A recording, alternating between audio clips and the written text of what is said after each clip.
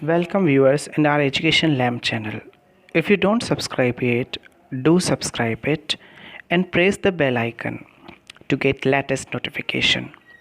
In this video, we explain analysis of time series and numeric question of moving averages. Subscribe Education Lamp. आज हम करेंगे statistics में analysis of time series. First meaning of time series is an arrangement of statistical data in a chronological order. Time series क्या है? एक arrangement है statistical data का time के according. Chronological order means time of occurrence, यानी time के according जो statistical data दिया है, एक अरेंजमेंट दिया है, उसे हम कहेंगे time series. For example population census after every 10 years. Her 10 years के बाद एक पॉपुलेशन जनगणना होती है, उसका अगर डेटा है तो that is time series. Like second example is monthly price index numbers during a year. इसको एक टेबल फॉर्म में बता दिया इस एग्जांपल को, फर्स्ट एग्जांपल को, like population in India year and population in crores. 1991 84.4 crores, 2001 102.7 crores, 211 120.7 crores. ये एक टाइम सीरीज़ को शो कर रहा है. Now the time series is also termed as historical series और क्रोनोलॉजिकल सीरीज़. तो हम टाइम सीरीज़ को कह सकते हैं हिस्टोरिकल सीरीज़ और chronological series. Now the definition of time series is a set of data depending on the time is called a time series. This definition is given by Kenny and Kipping. यानी a set of data, मतलब data का वो set जो किस पर depend है? Time पर. Depending on the time, data दिया हुआ है आपको टाइम पर डिपेंड करके, तो वो है टाइम सीरीज़. नाउ अब हम आज आपको सिखाएंगे मेज़रमेंट ऑफ ट्रेंड और ट्रेंड एनालिसिस. कैसे ट्रेंड एनालिसिस कैलकुलेट करेंगे, कैसे मेज़रमेंट करेंगे.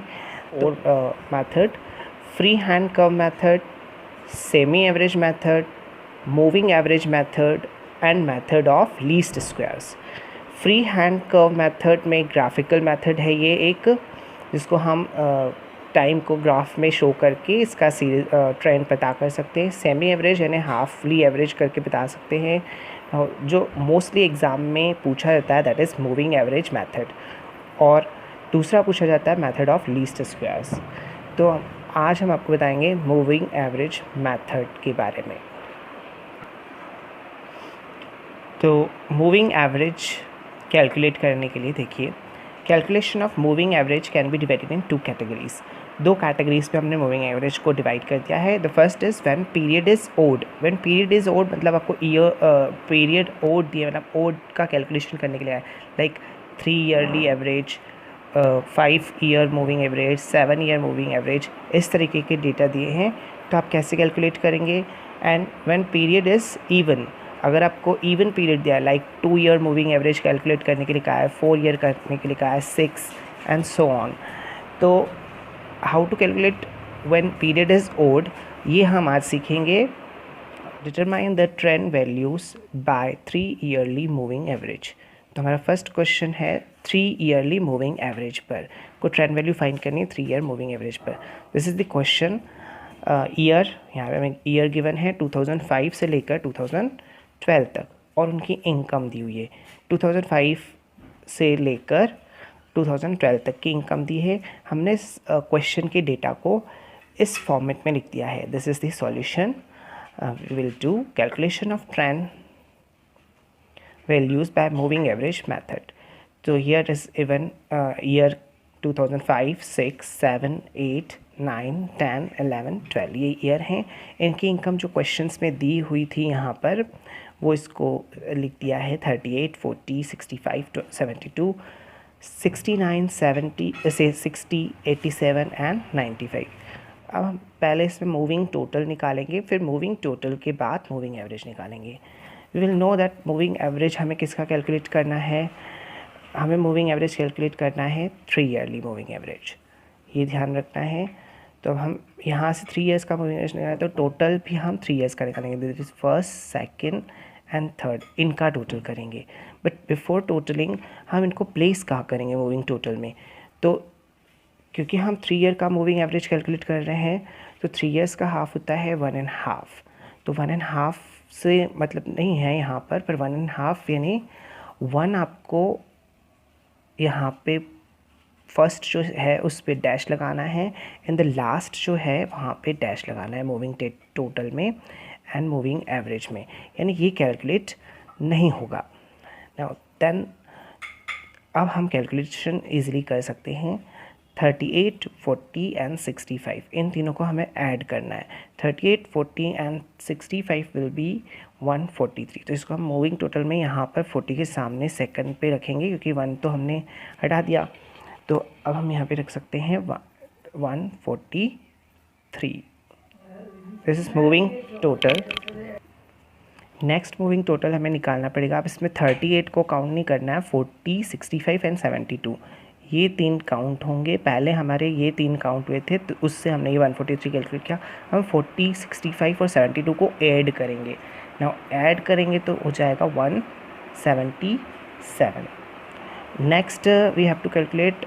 अब हमें 38 तो पहले से हट गया था, 40 अब हटा देंगे। अब हमारा बचेगा 65, 72 एंड 69। इन तीनों का टोटल कर लेते हैं, दैट इज़ 206। अब हमें क्या करना है, 72, 69 और 60 यानी कि अब हमारे फर्स्ट वाला टर्म हटाते जाना है और नेक्स्ट टर्म आगे कैलकुलेट कर जाए। 72, 69 एंड 60 इनका टोटल आ जाएगा 201। अब हमारे पास आ जाएगा 69, 60 एंड 87। अब हमारे पास 3 ये डाटा रहेंगे तो हम इन तीनों का टोटल करके 216 आएगा, उसको लिखेंगे।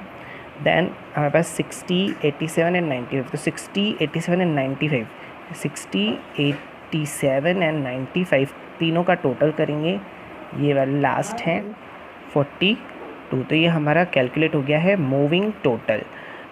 मैं फिर से बता देता हूँ, इसमें फर्स्ट, सेकंड, थर्ड का लेना है, यानी A, B, C। देन हमें A हटा देना है, फिर लेना है B, C, D, फिर हमें B हटाना है, C, D, E। इस तरीके से आगे कंटिन्यू करना है। 38, 40, 65 का टोटल 143, फिर 40, 65, 72 का टोटल 177, देन 65, 72, 69 का टोटल। इस तरीके से एक ऊपर से हटा रहा है और नीचे से एक एक्स्ट्रा आगे कैलकुलेट करते जाना है। ना अब हमें मूविंग एवरेज 3 ईयर्स का निकालना था तो इसको हमें जस्ट 3 ईयर से डिवाइड करना है। 143 डिवाइड बाय 3, यानी ईच एंड एवरी में यहाँ पे जितने भी हैं 177 डिवाइड बाय 3 सबको डिवाइड करना है 3 से। तो हमारे पास आ जाएगा मूविंग एवरेज या ट्रेंड वैल्यू। तो अगर हम इसको डिवाइड करते हैं we will get 47.67। Then we will get 59, 177 divided by 3, 206 divided by 3 equal to 68.67, 201 divided by 3, 67, 216 divided by 3, 72। अब 242 को भी क्या करना है, divide by 3, then will get 80.67। तो आज हमने सीखा मूविंग एवरेज कैलकुलेट करना, 3 ईयरली मूविंग एवरेज जिसका पीरियड था ओड, और ओड वाले पीरियड को हम किस तरीके से कैलकुलेट करते हैं। जस्ट पहले मूविंग टोटल निकालेंगे, फिर उसको 3 से डिवाइड करेंगे। This is our answer 47.67, 59, 68.67, 67, 72, 80.67।